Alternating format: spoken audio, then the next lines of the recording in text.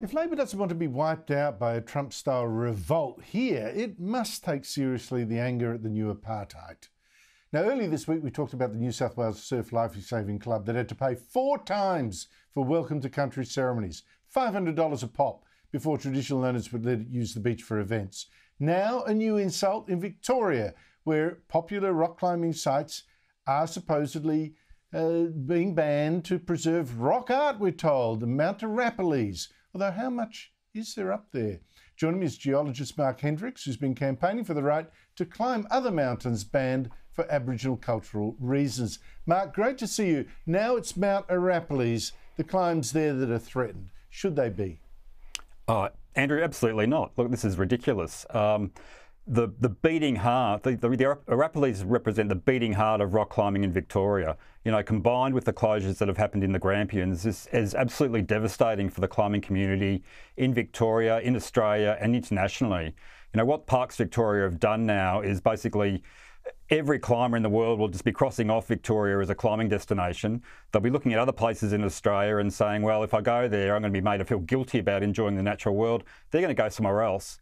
The impacts on the local economy around Mount Arapiles will be devastating. There's a small town there called Nadimuck.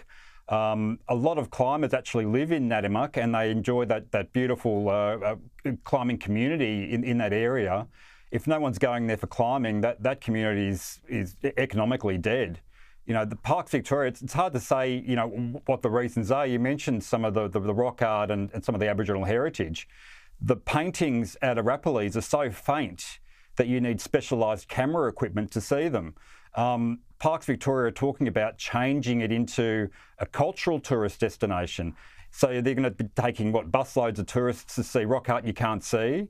The other Aboriginal heritage in Arapiles are rock chips. So certain rocks at the base of some of the climbing routes were used by Aboriginal people as a source of stone. So these are quarry sites.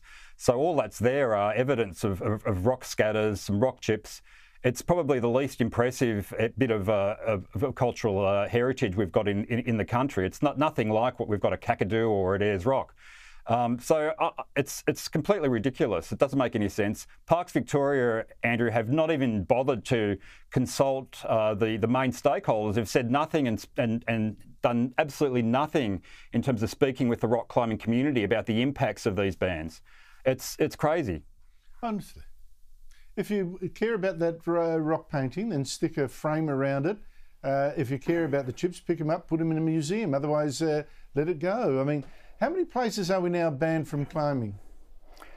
Well, we started with Ayers Rock, we've got Mount Gillen, we've got Mount Warning, we've got the Glasshouse Mountains in southeast Queensland under threat, we've got the devastating climbing bans in the Grampians and Arapiles. It's just growing and growing, this list of places where people can't go. The other strange thing in New South Wales, which is occurring recently, is that this new apartheid is spreading to campgrounds. So there are campgrounds in New South Wales now where parts of those campgrounds are reserved for particular Aboriginal groups. So they're segregating the community.